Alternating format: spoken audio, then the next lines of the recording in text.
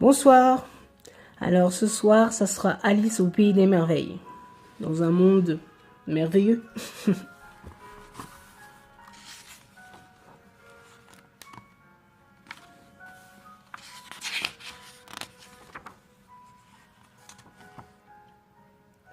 Une petite fille, appelée Alice, est tranquillement installée sous un arbre avec sa grande sœur qui lui lit un livre d'histoire. « Alice, tu n'écoutes pas, gronde-t-elle. »« Mais je m'ennuie, proteste Alice. Si au moins il y avait des images dans ce livre.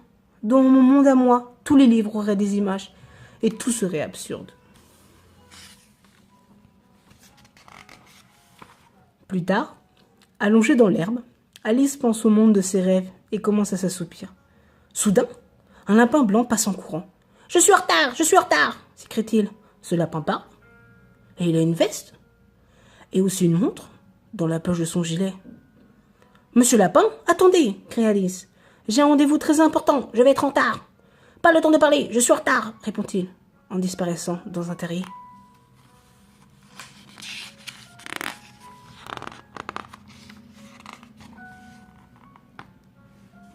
Alice est curieuse. Alors elle suit le lapin en rampant dans le terrier. Il fait très noir. Soudain, le sol se dérobe sous ses pieds. Et Alice se met à tomber sans fin, mais très lentement. Elle voit passer d'étranges objets.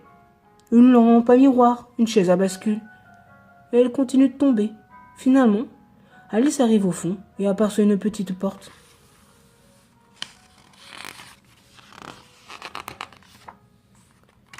« Excuse-moi, puis-je entrer ?» demande Alice à la porte. « Tu es trop grande, dit la porte. Et c'est la potion posée sur la table. » Alice boit une gorgée et d'un seul coup se met à rapetisser. Maintenant, elle est assez petite pour passer par la porte. Mais la porte est fermée à clé. « Tu as oublié la clé, dit la porte. » Alice aperçoit la clé sur la table, mais elle est trop petite pour l'atteindre. « Et c'est la boîte, dit la porte. Dans la boîte, il y a un biscuit sur lequel est inscrit « Mange-moi ». Alice s'avale et elle se met à grandir, tellement qu'elle ne peut plus passer par la porte. Alors elle se met à pleurer et elle inonde la pièce de ses larmes. «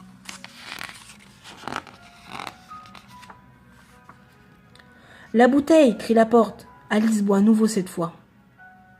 Et elle devient si petite qu'elle tombe dans la bouteille et elle est entraînée de l'autre côté de la porte par un océan de larmes. Emportée par les vagues, Alice fait un long voyage où elle voit passer un dodo et d'autres oiseaux bizarres. Bientôt, Alice arrive sur un virage. Le dodo est déjà là. Alice veut lui parler, mais elle s'aperçoit le lapin blanc et elle s'élance contre lui, derrière lui.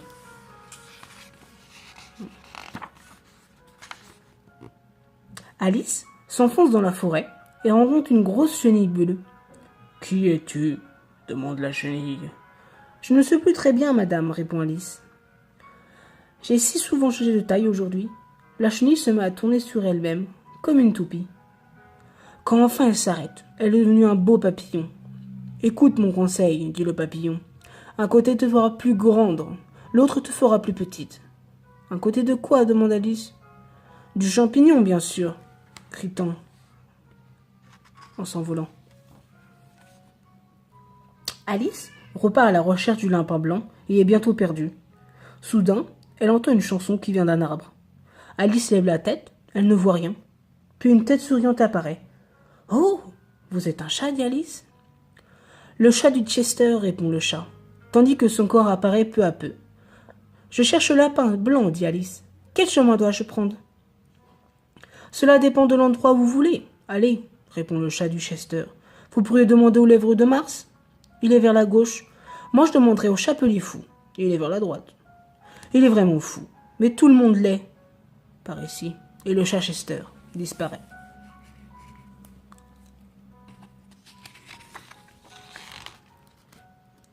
Alice se dirige vers la maison du chapelier. Il prend le thé avec le lièvre de Mars. « Venez partager notre goûter de non-anniversaire, » propose le lièvre de Mars. « Non-anniversaire » s'étonne Alice. « Oui, » explique le chapelier, « il y a 365 jours dans l'année. Cela vous fait un anniversaire et non 364 non-anniversaires. »« Je vois, » dit Alice, « mais je cherche le lapin blanc. Le voilà justement qui passe en tes talents. » Alice est fatiguée de ce goûter de tout fou. Elle décide de partir et s'enfonce un peu plus dans la forêt.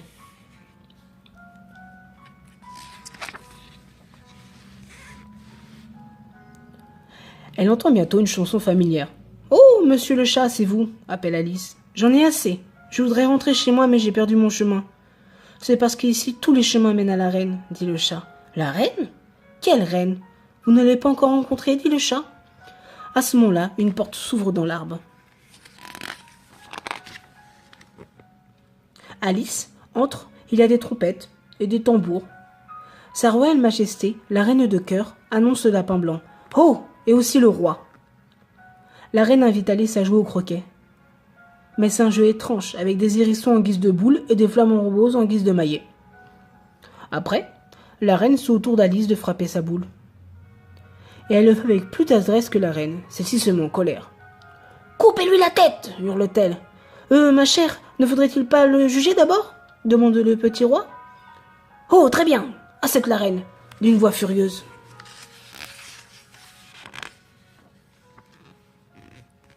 Tout le monde prend place autour de la reine. Alice, en enfonçant ses mains dans ses poches, trouve un petit morceau de champignon que lui avait montré le papillon. Vite. Vite, elle croque, et aussitôt elle se met à grandir, grandir. Maintenant, voyons un peu, dit Alice à la reine stupéfaite. Vous n'avez pas le droit de me traiter ainsi. Vous n'êtes qu'une affreuse vieille mégère. Mais l'effet du papillon commence à se dissiper. Et bientôt, Alice retrouve sa taille normale. Elle s'enfuit et court jusqu'à la petite porte qui lui avait mené dans ce monde absurde. À travers le trou de la serrure, elle se voit en train de dormir sous un arbre.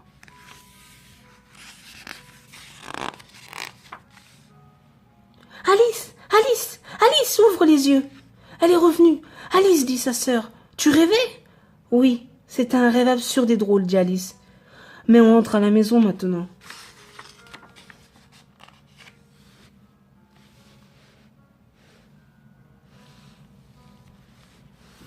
Bonne soirée à vous.